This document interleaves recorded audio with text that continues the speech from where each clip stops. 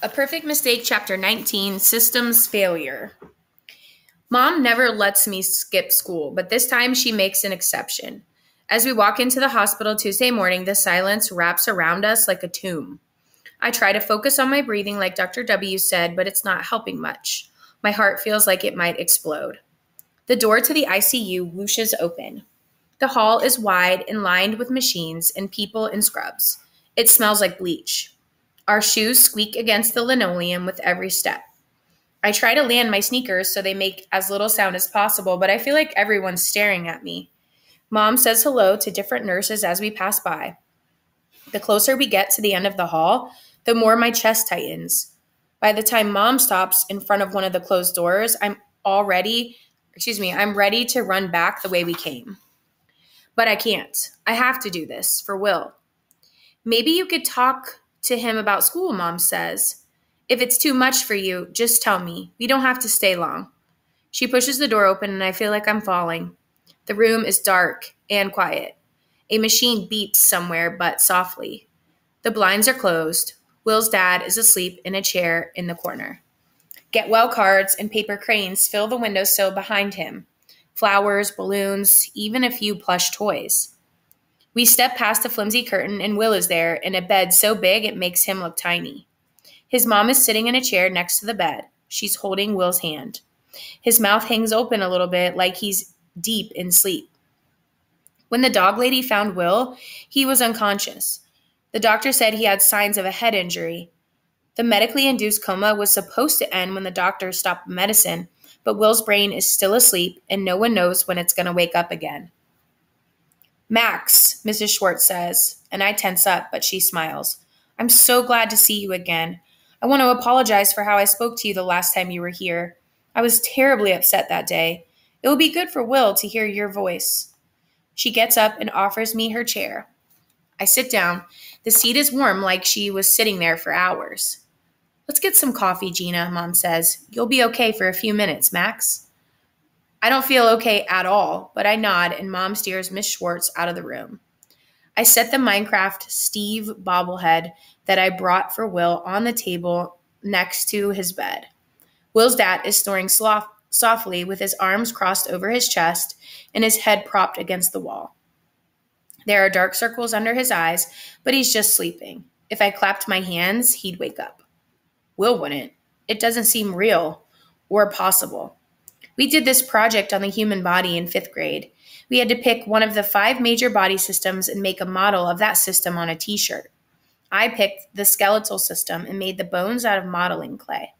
Joey picked the digestive system because, well, poop. Will did the nervous system with a pretty amazing brain he made out of mini marshmallows. As I sit there looking at Will, I wonder if his body systems know they are in a coma. Are they on pause? Are they just whirring along, waiting for him to sit up and walk out of the hospital? Does Will know he's asleep? And if he does, can he hear me? Hey, Will. I feel silly for talking out loud, but Mom said that hearing a familiar voice can help him. He might be able to hear us. His mom has been reading his favorite books, trying to catch his brain's attention so it'll snap out of this slumber and wake up again. I lean closer so Will can hear me better. I remembered something, Will. The dog lady's dogs were barking that night, and her lights came on. I back up to check his face. Nothing. She's lying about not being home, but I don't know why. Will breathes, his face still. Jared's hiding something too. What did he do after I left? Can you hear me? I put my hand on Will's arm. It feels small and bony beneath his cowboy pajamas. All I could see is him running through the woods, lost without his glasses, scared and alone. If I hadn't convinced him to go to the roundhouse, he would probably be okay right now. I'm sorry, I say, and my voice catches. Tears rush into my eyes. I swallow hard, breathing them back. I'm sorry it took me so long to come here, and I'm sorry we made you go to the roundhouse. I'm going to find out what happened, I promise. Will's chest hitches, and for a second, his eyelashes twitch. I hold my breath. The door cracks open behind me, and a woman in pale blue scrubs walks in around the curtain. Hello there. I'm Angelica. I'm here to adjust Will. At the sound of her voice, Will's dad stirs in his chair. His eyes pop open. Good morning, Mr. Schwartz, the nurse says. Will's dad returns her hello and looks at me in surprise. Hey, Max, I didn't realize you were here. Can I get you to scoot that chair back from the bed for a minute? We need to change Will's position to keep him comfortable. I stand and move the chair while Mr. Schwartz and Angelica pull back the blankets and shift Will's body. The nurse pulls up Will's pajama top to adjust a plastic disc stuck to his chest, revealing big brown and yellow splotches all over Will's ribcage. How did he get those bruises? I ask. Will's dad glances at me. The doctors say the bruising is from cardiopulmonary resuscitation. Cardiopulmonary resuscitation, CPR.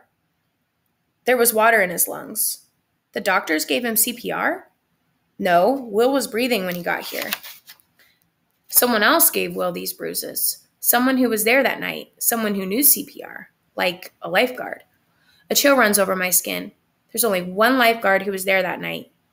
Will's dad tucks the blankets around Will's body. I should tell them about the dog lady's lie, but I don't know what to say.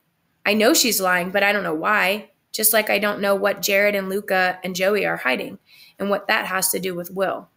Mom and Miss Schwartz came back to the room with coffee for Will's dad. They talk quietly and share hugs. Mom looks at me and raises her eyebrows. I nod. I'm ready to go. We say our goodbyes and I give Will an awkward hug. His mom looks so sad I want to scream.